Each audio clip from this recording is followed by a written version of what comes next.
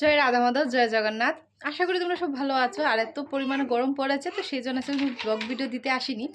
এসেছি আমার রাধা মাধবের একটা লীলা কথা শোনাতে। যদি ভালো লাগে মানে লীলা কথাটা, তো প্লিজ একটু শেয়ার করে যেও।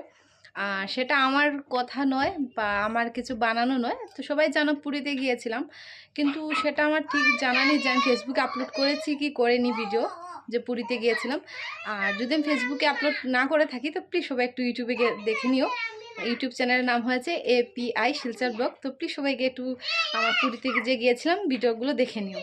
আর তো পুরীতে যাওয়ার পরে যে গুপ্ত বৃন্দাবন গিয়েছিলাম, মানে কি বলবো, কি যে একটা শান্তি পেয়েছি, মানে এখানে বারে বারে যাওয়ার ইচ্ছা হয়।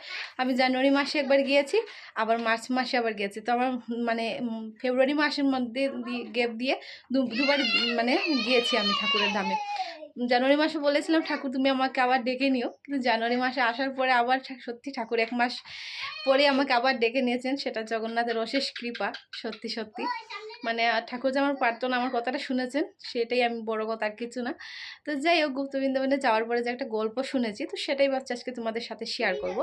আর দেখতে পাচ্ছ আমি আজকে আমার জগন্নাথ মহাপ্রভুকে নিয়ে, রাধারানীকে নিয়ে ব্লগটা শুরু করছি।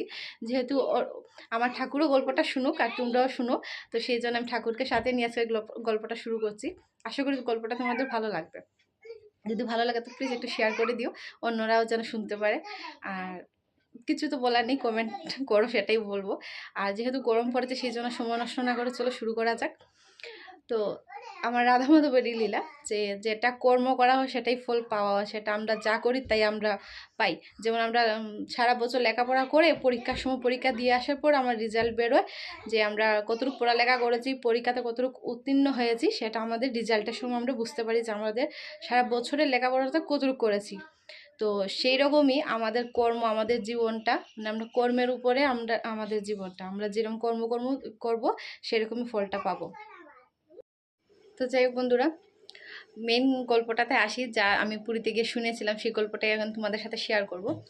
তো আমাদের যেরকম বন্ধু থাকে না, তো ওরাও দুজন বন্ধু ছিল। তো ওরা শেয়ারে বলতে মানে মানে শেয়ারে ওরা মানে একটা ব্যবসা শুরু করেছিল। বলছিল যে চল তুই আর আমি মিলে ব্যবসা শুরু করি। তো ওরা দুজন বন্ধু, তারা প্রাণপ্রিয় বন্ধু ছিল কিন্তু। তো ওরা দুজনেই ওরা শেয়ারে মানে ওরা একটা ব্যবসা শুরু করেছিল। তো ব্যবসাটা দিন রাত মানে এত উন্নতি, এত মানে লাভ হচ্ছিল ওদের, মানে প্রচুর প্রচুর, মানে 1 বছর যেতে না যেতে ওদের মানে 4 3 6 করে ডাবল ডাবল হয়ে যেতে লাগলো। তো 2 নম্বর বন্ধুটা, ওর মনে একটু লোভ হয়ে গেছে, যে এত টাকা দুজনে মানে আধা আধা করে নিচ্ছি, যদি ওকে আমি মেরে ফেলি তো তাহলে তো সম্পূর্ণ টাকাটাই আমার। তো সেই ভেবে একদিন কি করলো, ওকে নিয়ে বললো চল বন্ধু একটু ঘুরতে যাব বলে নিয়ে গেল প্রথম বন্ধুটাকে। নিয়ে গিয়ে একটা জঙ্গলে ওর বন্ধুটাকে মেরে ফেললো। কিন্তু ওর বন্ধুটা মানে বিশ্বাস করে গিয়েছিল যে আমার তো বন্ধু, একসাথে আমরা বিজনেস করছি, তো আমাকে কি আর মারবে। তো বিশ্বাস করে গেছে, ও বিশ্বাসে কিন্তু গেছে। যাওয়ার পরে ওকে মেরে ফেললো। মেরে আসার পরে তো 2 নম্বর বন্ধুটা এখন একলাই বিজনেসম্যান, একলাই মানে মালিক হয়ে গেছে। আর কোনো শেয়ার টেয়ার করতে হয় না, বন্ধুকে কিছু দিতে হয় না, যা ইনকাম হচ্ছে সব কিছু তার, সম্পূর্ণই তার। তো যে ভগবান কেউ দেখুক না দেখুক, কিন্তু ভগবান তো একজন আছে, উনি তো সব দেখতে পাচ্ছেন, সব জায়গায় জায়গায় ওনার চোখ আছে। যেমন আমরা ব্যবসাতে CCTV ক্যামেরা লাগিয়ে রাখি, তো সেম ঠাকুরও সব জায়গাতে ক্যামেরা লাগিয়ে রেখেছেন। আমরাও হয়তো লোকের কাছ থেকে লুকাতে পারি, কিন্তু ভগবানের কাছ থেকে না। তো ওই যে অপরাধটা করেছে সেটা আমার কৃষ্ণ দেখেছেন। তো তারপরে যে 2 নম্বর বন্ধুটা, তো ব্যবসা আয় উন্নতি হচ্ছে ওর, এখন একাই সম্পূর্ণ মালিকও। তারপরে কি হয়েছে, ও বিয়ে করেছে। তো বিয়ে করেছে বড় করে একদম, মানে কি বলবো, একদম 10 মানে মানে কি বলবো সেটা, মানে এত বড় করে, মানে 10টা গ্রামকে এক লগে ইনভাইট করে এত বড় করে পার্টি উইটি দিয়ে বিয়ে টিয়ে করেছে। মানে এত জোরদার করে বিয়ে টিয়ে করেছে। যাই হোক, সংসারে পড়েছে, আয় উন্নতি হচ্ছে, জায়গা বাড়ি জমি আরও কিনছে, ফ্যাক্টরি আর নতুন নতুন ফ্যাক্টরি কিনছে।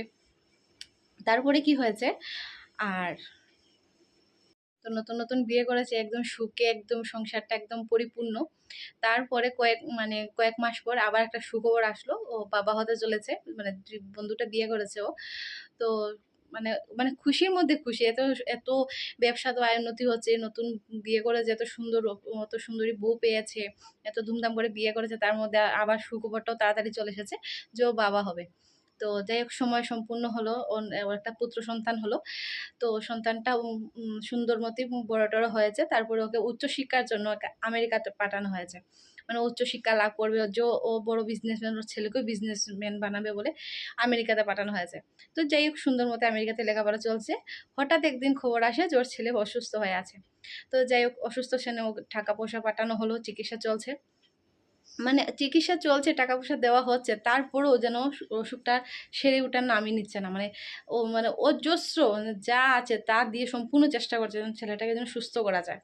মানে যা যা জায়গা বাড়ি টাকা ধন সম্পত্তি যা যা জমিয়েছিল, আস্তে আস্তে করে ছেলের পেছনে সব কিছুই মানে যেতে শুরু হয়ে গেছে। মানে কেউ চাইবে যে আমার সন্তানটা অসুস্থ থাকুক, সবই তো চাইবে আমার সম্পত্তি চলে চলে যাক, আমার সন্তান যেন ভালো থাকে। তো সেই রকমই মানে সম্পূর্ণ সহস্র ধন সম্পত্তি বিক্রি করে ছেলের পেছনে লাগিয়ে দেওয়া হয়েছে, তারপরও ছেলে আর সুস্থ হলো না। ডাক্তার বলল যে আর কিছু মানে আর কোনো কিছুর উপায় নেই, আর জাস্ট এখন ভগবান জানেন। মানে মানে যেরকম ছিল, যে আগের বন্ধুটা, দুজন বন্ধু যেরকম ছিল একদম রাস্তার ভিখারি, সেম তদ্রুপ ভিখারি হয়ে গেছে ছেলের পেছনে। সব টাকা পয়সা ধন সম্পত্তি সব কিছু, মানে যা যা ফ্যাক্টরি ছিল, বানিয়েছিল, জমিয়েছিল, সোনা গয়না জায়গা দালান বাড়ি সম্পূর্ণ বিক্রি করে দিয়ে একদম নিঃস্ব হয়ে রাস্তার ভিখারি হয়ে বসে আছে। তো তখন ছেলের কাছে গেল মার বাবা, গিয়ে বলছে, বাবা রে, আর তো কিছু করার নেই, যা ছিল আমি সম্পূর্ণ তোর পেছনে লাগিয়ে দিয়েছি, দেখ এখন আমার কাছে আর কিছু নেই, আমি যে তোরে কী করে বাঁচাবো। এই কথাটা যখন বললো ছেলেকে, ছেলেটা উঠে বলল, বন্ধু কিছু মনে পড়লো? যখন বলল বাবাকে ছেলে যে বন্ধু কিছু মনে পড়লো, সেই কথাটা বলেই ছেলেটা মারা মারা গেল। তা ও যে বললো যে বন্ধু কিছু মনে পড়লো, তখন ওর যে আওয়াজটা, সে বন্ধুর আওয়াজটার মতো সেম আওয়াজটা ছিল, সত্যি সত্যি। তখন ওর বন্ধুটা ভাবলো যে, মানে মনে মনে ভাবলো যে আমার ছেলে আমাকে বন্ধু বলে কেন মারা গেল, কেন মরে গেল, এই কথাটা বলে। তারপরে তো ছেলের যাই হোক মানে সৎকার করার পরে একজন ঋষির কাছে গিয়েছিল, জানি না গণনা যারা করে তার কাছে গিয়েছিল। যাওয়ার পরে বলছে, আমি এরকম এরকম আমার ছেলেটা কেন মানে এত তাড়াতাড়ি মানে মারা গেল। তখন ওই জ্যোতিষ মানে মানে থাকে না যে জ্ঞানী ত্রিকালদর্শী, ওরা বললো যে তুমি তোমার বন্ধুর সাথে যে করেছো, সেই বন্ধুটাই তোমার ছেলে হয়ে জন্ম নিয়ে সেই প্রতিশোধটা নিয়ে তুমি যেরকম খালি শূন্য হাতে ছিলে, তোমাকে শূন্য করে রেখে ওর যা সম্পত্তি পাওয়ার ছিল ও সব কিছু নিয়ে চলে গেছে। তো যার যেটা পাওয়ার আর যার যেটা দেওয়ার ভগবান তাকে সেটা সময় মতো দিয়ে দেন। তো সেই জন্য কারোর কাছ থেকে যে তুমি জোর জবরদস্তি করে টাকা পয়সা নিয়ে কাউকে মেরে ধরে বড় হয়ে যাবে, এখন তো তুমি বড় হয়ে যাবে, কিন্তু সময়ে তোমাকে ঠাকুর সেই তোমার জায়গাতে ঠিকই একদিন পৌঁছে দেবে। তো সেই রকম সেও ওর বন্ধুর সাথে করেছিল, কিন্তু ভগবান শ্রীকৃষ্ণ ওকে ওর ছেলে রূপে পাঠিয়ে সেই রকম যন্ত্রণাটা ওকে দিয়েছে, ধন সম্পত্তিটাও গেল, পুত্র সুখটাও ও পেল।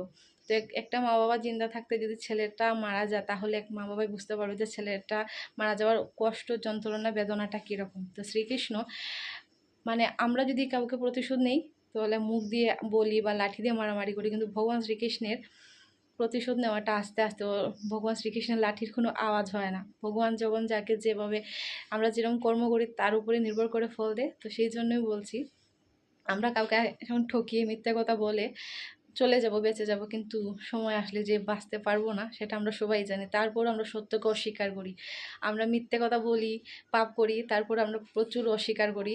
মানে আমরা মানে সত্যিটাকে স্বীকার করতে চাই না বা চেষ্টাও করি না।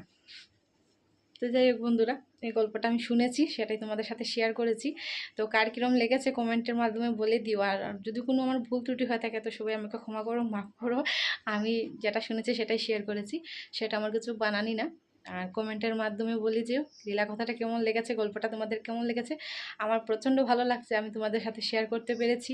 জানি না তোমাদের কার কীরকম লেগেছে, আমি যেরকম শুনেছি সেই রকমই শেয়ার করেছি, আমার রাধা মাধবকে সামনে রেখে, আমার জগন্নাথ মহাপ্রভুকে সামনে রেখে।